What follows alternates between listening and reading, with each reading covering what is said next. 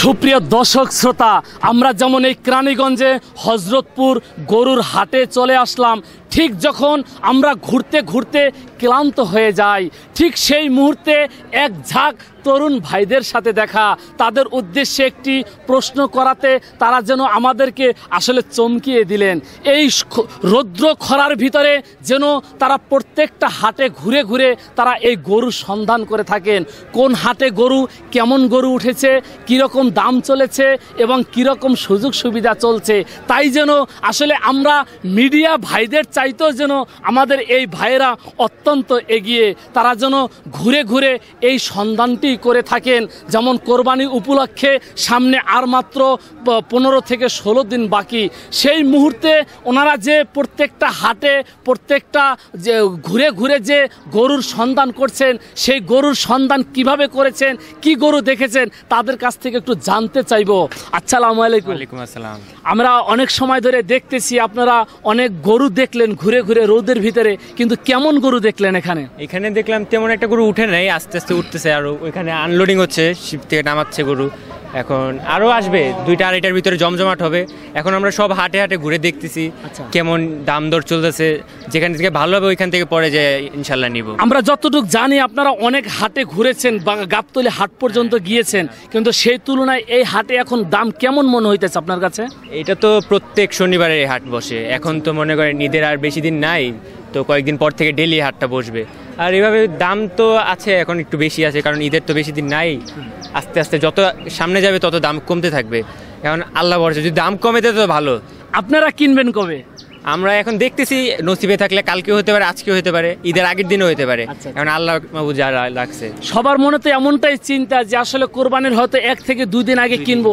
এবং আমরা যতটুকু জানি ঢাকার শহর তো অত্যন্ত যে গ্রামের মতো জায়গা না, যে আসলে অনেকে গরু রাখার মতো জায়গা আছে তাও না, এনে সীমিত জায়গা। তারা আমরা যতটুকু জানি একদিন আগেই কিনে, সেই তুলনায় তো একটু বেচা কিনা কমই হওয়ার কথা। এখন সবাই তো আর এক না, এখন কেউ রাস্তায় রাখে, কেউ বাসায় রাখে, কেউ আবার আলাদা জায়গাও থাকে গরু রাখার। এখন যে যার মতন, আর নসিবে থাকলে এখন কি আর করার। এখন আমার এমনও হইতে পারে আজকেও গরু পছন্দ হয়ে যেতে পারে, কিন্তু কপালে না থাকলে কিছু করার নেই। দেখি আল্লাহ ভরসা কবে হয়, এখন আল্লাহ যা রাখছে তার উপরেই। গেল বছর কত দিয়ে কিনেছিলেন? গেল বছর 2.5 লাখ দিয়ে কিনেছিলাম। আচ্ছা আচ্ছা, মনে আছে কয় মন মাংস হয়েছিল? তা তো ঠিক একটা মনে নেই কয় মন। আচ্ছা, কে কিনছে? আপনি কিনেছেন না আপনার আব্বা? না, গেছিলাম আমি, আমার বাবা গেছিলাম ওইখানে, যে পরে পছন্দ হয়েছে। এই পাড়াগ্রাম থেকে নিছি। আচ্ছা আচ্ছা, ঈদের 2 দিন আগে নিয়েছিলাম। হ্যাঁ, এখন দেখি কি হয় এবার। যতটুকু বোঝা গেল আপনারা আসলে কেরানীগঞ্জে হাটের মানে ভক্ত, মানে যেহেতু পাড়াগ্রাম থেকে নিয়েছেন, আজকে হযরতপুর বাজারে আসলেন, এখান থেকে নেবেন এরকম মনে হইতেছে? এখান থেকে দেখি যেখানে পছন্দ হয় আর কি, যেখানে দাম দর মিলে ওইভাবেই এখন। ভাই আপনার নাম কি? জি, আমার নাম সোহান। আচ্ছা আচ্ছা, কি উদ্দেশ্যে আসা এখানে? যে গরু দেখতে আসলাম, গরু কিনবো এই উদ্দেশ্যে আসলাম আর কি। আচ্ছা আচ্ছা, জি। এমনি আরো কোন হাটে গেছেন নাকি? যে গাবতলী হাটে গিয়েছি আমরা, পরে ঢাকা শহরে যে ফার্মগুলি আছে। কেমন দেখলেন? ওখানে গরু ভালোই দেখেছি, ভালো আছে, বড় গরু অনেক বান আছে ওইখানে। সবাই বড় গরুর চাহিদা হচ্ছে বেশি। দাম কিরকম মনে হইতেছে? দাম তো একটু চাহিদা তো একটু বেশি হচ্ছেই, কিন্তু এখন দেখি যদি কথা বলি। আর একটা বিষয় জানতে চাইবো, যেহেতু আপনারা ঘুরে ঘুরে প্রত্যেকটা গরুর সন্ধান করতেছেন, কিন্তু এখানে আপনার মিডিয়াম গরু থেকে নিয়ে ছোট গরু এবং বড় গরু, কোন গরুর চাহিদাটা বেশি মনে হলো আপনার কাছে? আমার কাছে মনে হয় এখানে বড় গরুর চাহিদাটা একটু বেশি। সবাই এবার বড় গরু চাচ্ছে এবার নিতে, তবে বড় গরুর চাহিদা সব গরুর থেকে একটু বেশি সাইজে। আচ্ছা, বিষয়টা এমন তো না যে আপনাদেরকে দেখে মনে হইতেছে যে পয়সাওয়ালা মনে হইতেছে, কিন্তু আপনাদের যেমন টার্গেট বা আপনাদের চিন্তা ভাবনা একটু বড় গরুর দিকে, আপনাদের ওই টার্গেটই বলতেছেন নাকি আসলে এইটা? না, ওই টার্গেটই বলছি যে বড় গরুর দিক, চাচ্ছি বড় গরু আর কি। জি।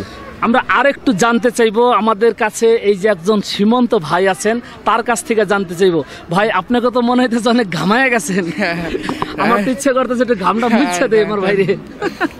কেমন দেখলেন গরুর হাটে? দেখলাম আলহামদুলিল্লাহ ভালোই গরু, এখনো যদিও আসে নাই, সব আসতেছে, আরো যত কাছে আসবে তত আরো ভালো আসবে।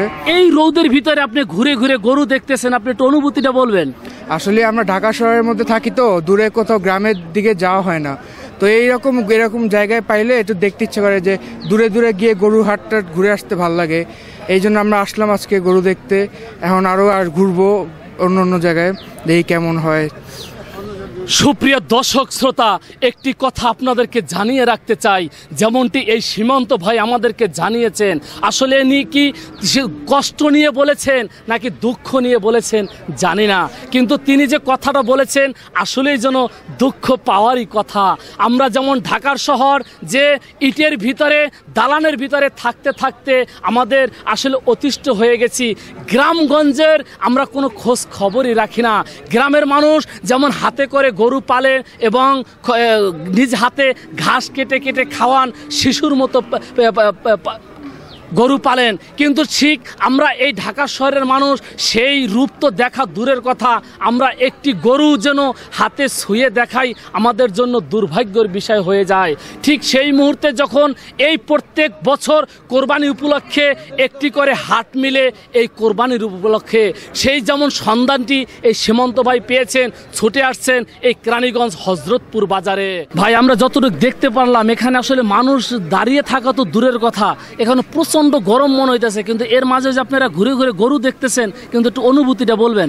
আসলে আজকে অনেক গরম পড়েছে, গরমটা অনেকই তীব্র, তাই আমরা একটু মাঝে মাঝে গাছের নিচে, তারপর আপনার তেলপাড়ের নিচে দাঁড়িয়ে একটু মানে বিশ্রাম নিচ্ছি, যাতে আমাদের শরীরটা একবারে ক্লান্ত না হয়ে যায়, অজ্ঞান টজ্ঞান হয়ে যাতে আমরা না পড়ে টরে যাই। তারপরে ভালো লাগে যে গরু দেখতে পারতেছেন। জি জি জি, গরু দেখে খুব ভালো লাগছে, কারণ এটা তো আমরা শহরে গরু টরু এত তেমন একটা দেখা যায় না, খামার টামারে দেখা যায়, দেশ গ্রামে গেলে দেখা যায়।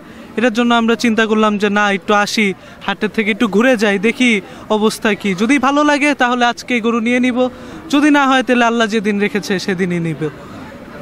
ছাত্র ভাই ছানজির ভাই যেমনটি আমাদেরকে জানিয়েছেন, আসলে এই যে তীব্র গরমের ভিতরে আমরা ঘুরে ঘুরে গরু দেখতেছি, আবার একটু গাছের নিচে দাঁড়িয়ে একটু বিশ্রাম নিতে পারতেছি, তারপরে তো আমরা অত্যন্ত খুশি যে গরু তো দেখতে পেরেছি।